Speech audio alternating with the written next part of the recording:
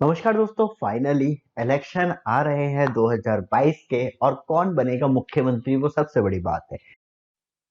लग गए लग गए क्या करते हो चूतियापन का। क्योंकि सारी पार्टियां कहीं ना कहीं एक दूसरे को पर आरोप लगा रही है, लेकिन आपका वोट किस मत पे होना चाहिए और किसे होना चाहिए। मैं किसी पार्टी की तरफ से नहीं हूँ, ना किसी गोदी मीडिया की तरफ से हूँ। गोदी मीडिया बड़ा प्रचलित नाम है और इसमें ज्यादातर बड़े न्यूज चैनल पार्टिसिपेट करते हैं बहुत ही आसानी से, क्योंकि उनके क्वेश्चन भी उसी दो कौड़ी के हैं जो कि बात करी जाए गोदी मीडिया को सपोर्ट करते हैं। सबसे पहले बात करें किसी भी पार्टी के लिए, क्योंकि 5 राज्यों में चुनाव हो रहे हैं। मैं यूपी से हूं तो मैं यूपी के बारे में ज्यादा चर्चा करूंगा कि हम गवर्नमेंट से ये क्यों नहीं पूछते दोस्तों किसी से भी कि आपने पिछले 5 साल में क्या करा। आप आगे वाले 5 साल में तो छोड़िए, आपने जो आप 5 साल अपने सरकार चलाइए तो उसके मुद्दे आपने क्या रखे, क्या आपने जो विजन सोचे थे वो कंप्लीट कर दिए। तो वो सबसे बड़ी चीज होना चाहिए। मैं कुछ चीज आपके लिए लेके आया हूं, मुझे उम्मीद है आप इसके ऊपर अपनी कोई राय देना चाहें तो आप इस वीडियो के कमेंट में जरूर करिएगा। सबसे पहले 5 साल में किस साल कितनी जॉब निकाली गई, और ये नहीं कह रहा मैं दोस्तों कि गवर्नमेंट जॉब निकाली गई या प्राइवेट जॉब निकाली गई। आंकड़ा कहाँ है आपके पास? आपके पास आईएसपी से सब अधिकारी हैं, जिले के अधिकारी आपके अंदर काम करते हैं। क्यों नहीं उनसे आप हिसाब किताब लेते कि हमने 5 साल में ऐसा कौन सा काम किया है और उससे हमने प्राइवेट या गवर्नमेंट जॉब कितनी प्रोड्यूस की। वो रिपोर्ट कार्ड कहाँ है? जाति धर्म इज नॉट अ मैटर कि मैं मुसलमान हूँ, ईसाई हूँ, हिंदू हूँ, कुछ भी हूँ, लेकिन जॉब खाने के लिए मुझे रोटी चावल जरूर चाहिए। दूसरी चीज आती है हेल्थ। क्या पिछले 5 साल मतलब 2017 से लेकर 2022 तक लोगों की क्या हेल्थ चल रहा है? क्या उनकी 2017 के मुकाबले 2022 में हेल्थ मतलब बात करें जाए बॉडी फिटनेस की, क्या वो ऊपर गई है या नीचे गई है? आप न्यूज में देखेंगे, गूगल पे सर्च करेंगे, रियली आप डर जाएंगे देख के, क्योंकि बहुत ज्यादा वर्स्ट तरीके से नीचे गिरी है।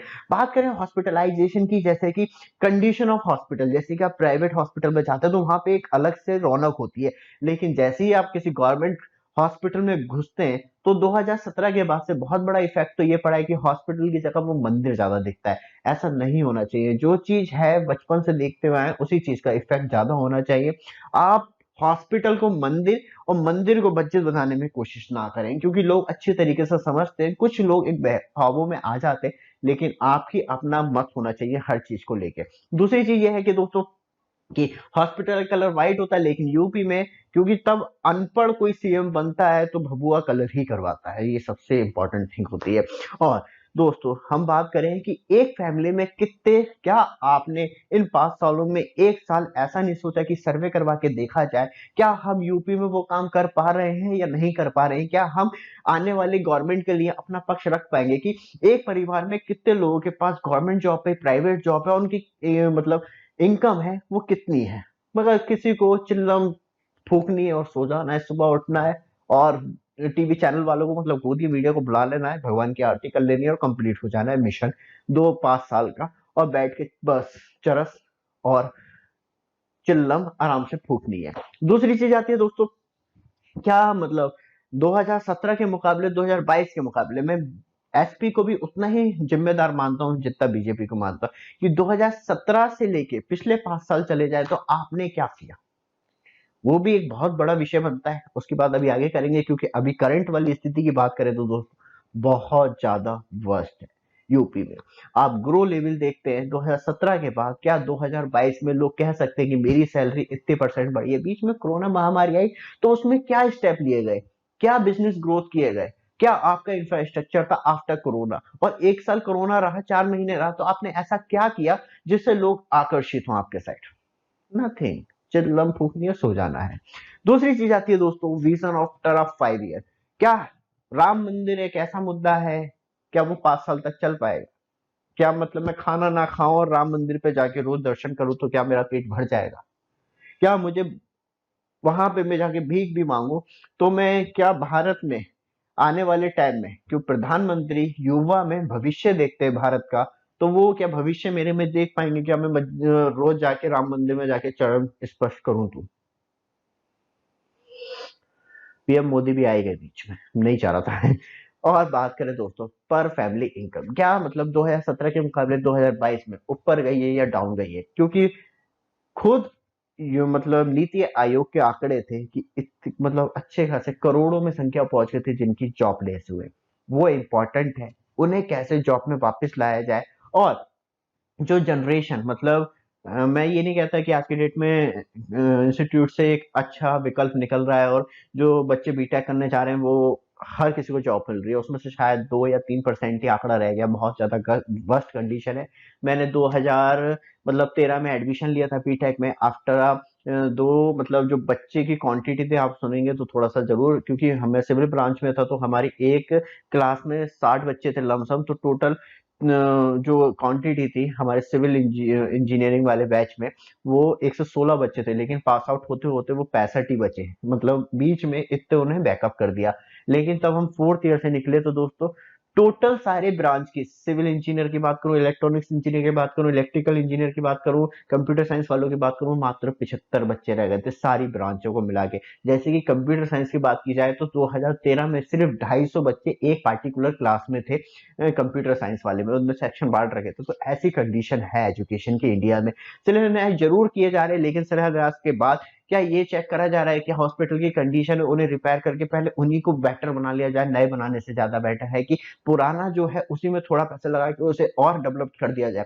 क्योंकि किसी को भी मेडिकल कॉलेज मतलब करना है कोर्स, तो वो जरूरी नहीं है कि घर के बराबर में करे, वो इतना अफोर्ड कर सकता है कि हाँ यार दूसरे शहर में जाके कर सकता हूँ। लेकिन आप मजबूर कर दें कि नहीं आप दिल्ली जाके कीजिए, आप प्राइवेट इंस्टीट्यूट में जाके कीजिए, क्योंकि आपके पास विजन नहीं है। आफ्टर ऑल 5 ईयर का कोई विजन ऐसा नहीं है जो कि आप ये कह सके कि हाँ मैं एक अच्छी ग्रो लेवल लेके आ जाता हूँ। और दोस्तों बात करें फार्मर्स के ऊपर, क्योंकि बहुत ज्यादा इंपॉर्टेंट रोल रहा फार्मर्स का पूरे प्रोटेस्ट में, और कहीं ना कहीं बीजेपी को लगा कि सरकार चली जाएगी प्रॉपर तरीके से झाड़ू फिर जाएगी, तो इसलिए रिपील कर लिए गए। लेकिन दोस्तों कहीं ना कहीं फार्मर्स की बात की जाए तो वो भी कंटिन्यू फेस कर रहे हैं घाटा। आपने 25 रुपए गन्ना में बढ़ाने का मतलब ये नहीं होता कि आप 200 रुपए सरसों का तेल बेचने लगे, तो ये भी चीज बहुत ज्यादा इफेक्ट डालती है। पेट्रोल जहां आपका 60 से 65 65 से 70 रुपए लीटर था 2014 में, आज वो 100 रुपए से निकल गया। आप ये ना सोचे कि ये 2-3 महीने जो स्टेबल है कि अब पैसे पेट्रोल का प्राइस फिक्स हो गया, बस ये चुनाव खत्म हो 5 राज्य में फिर देखिएगा ये राइज अप जरूर करेगा। दूसरी चीज दोस्तों बात करें, क्या गवर्नमेंट ने आज तक, किसी भी गवर्नमेंट ने क्या टारगेट किया है कि हम इस साल में इतनी जॉब देंगे? अखबारों में जरूर निकलता है कि योगी इस बार देंगे 75,000 जॉब, इस साल देंगे ये जॉब, इस साल देंगे वो जॉब। क्या टारगेट को रिपील किया गया है? क्या देखा गया, वापस करा गया टारगेट को? क्या हमने वो जॉब प्रोवाइड करवाई? और जो हमारा विजन था वो ज्यादा अच्छा लगता है कि 2018 में योगी ने कहा था 1.5 लाख नौकरी देंगे, लेकिन उन्होंने 2.5 लाख नौकरी देके जो युवा थे वहां के मतलब एक उत्साह दिया। नहीं दोस्तों, चिल्लम फूकनी और सो जाना, उसके अलावा कोई जिंदगी में टारगेट नहीं है। और बात करें, आप शिलान्यास कर रहे हैं पीएम मतलब एक प्राइम मिनिस्टर को मतलब गली का बकरा बना के जो काटने पे लगे हुए हैं, कि प्राइम मिनिस्टर को भी अपने आप वैल्यू होना चाहिए। क्योंकि इस बार बीजेपी लड़ रही है चुनाव, मोदी नहीं लड़ रहे। अब की बार मोदी सरकार नहीं है, अब की बार बीजेपी सरकार है। क्या आ पाएगी? क्योंकि जो बेसिक मुद्दे हैं उसे भुला के बस हिंदू मुस्लिम 80-20 करने में कोई फायदा नहीं है दोस्तों। आज की डेट पे हर कोई समझता है कि उसे भविष्य में क्या करना है, और वो इन नेताओं से बचना चाहता है। तो वोट उन्हीं को देना ज्यादा अच्छा है जो कि मुझे लगता है कि वो उस काबिल हैं। जैसे कि दोस्तों बात करें गवर्नमेंट हॉस्पिटल की, किसी भी गवर्नमेंट हॉस्पिटल में आपको पूरा स्टाफ नहीं मिलेगा। यहाँ तक कि एम्स की भी बात करूं मैं, इंडिया का मोस्ट इंपॉर्टेंट हॉस्पिटल है दिल्ली का एम्स, तो वहां पे भी स्टाफ की फुल मतलब पूरी कमी नहीं है, उसमें भी पार्टिकुलर कर्मचारी गायब है। तो वो कौन फिल करेगा? सिर्फ नया करने से अच्छा पुराने को फिट कर दो, वो ज्यादा चलेगा। और सबसे दूसरी बात आती है, क्या आपके पास, क्योंकि बीजेपी सरकार यही करती है हमेशा, उसका पहले से एजेंडा रहा है सरकारी कर्मियों से अच्छा आप प्राइवेटाइजेशन कर दें कि वो प्राइवेट चलती रहे। मतलब यह है कि प्राइवेट कंपनियां ज्यादा अच्छी ग्रो करेंगी, हमें गधा मजदूरी नहीं करवाना पड़ेगी, प्राइवेट कंपनी करवाएगी, हमें टैक्स के रूप में मतलब जीएसटी के रूप में हमें पैसा मिलता रहेगा कि हम मतलब राजा बाबू की तरह बैठ के खाते रहेंगे। क्या आपका विजन है? क्या आपने कितनी जमीन आवंटन की किस शहर के लिए? क्या फिल्म सिटी बनाने में नोएडा की, तो पूर्वांचल को क्या फायदा होगा? पूर्वांचल का लड़का वहां पे क्या करेगा पूर्वांचल में रह के? मतलब आपका खुद ही का विजन है कि मैं फिल्म सिटी बना देता हूँ, तो पूरी यूपी के जो बात करी जाए बैकवर्ड एरिया हो गया या गांव से जो भी लोग आते हैं वहां पे जाके काम करें अपने गांव को, मतलब आप खुद ही गांव को सफा करने में लगे हुए। तो एक टाइम ऐसा भी आ सकता है दोस्तों जहां आपको खाने तक के लाले पड़ जाएंगे। तो वोट का विजन क्या है? हिंदू मुस्लिम नहीं होना चाहिए, कोई भी हो, कोई भी कास्ट, तो इंसान है, साथ सब ले रहे हैं। दिल सबका एक जैसा धड़कता है।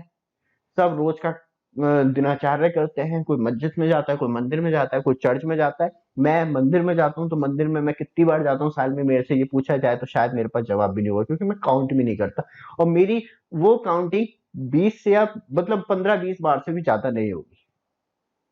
तो वही चीज है दोस्तों, आज आपको डिसीजन लेना है, किसी पार्टी के ऊपर नहीं दबाव बनाया कि बीजेपी को दो या एसपी को दो। मैं ये कहता हूँ कि आप बिल्कुल बेसिक पे जाके दो, जो सिटी में आपके काम करवाने लायक है और आपको लगता है कि हाँ ये एमएलए को मैं चुनता हूँ तो ये सिटी में कुछ डेवलप करेगा और ये डेवलपमेंट के नाम पे कुछ चीजें लेके आ सकता है, तो उसे वोट दो। वो बीजेपी का हो, एसपी का हो या बीएसपी का हो, वो इंपॉर्टेंट है, ना कि इनके जुगलेबाजी कि 15 ट्रिलियन को 15 टन कर देने से कुछ नहीं होता है। ये वीडियो आपको अच्छी लगे, चैनल को सब्सक्राइब, वीडियो को लाइक जरूर कीजिएगा। धन्यवाद।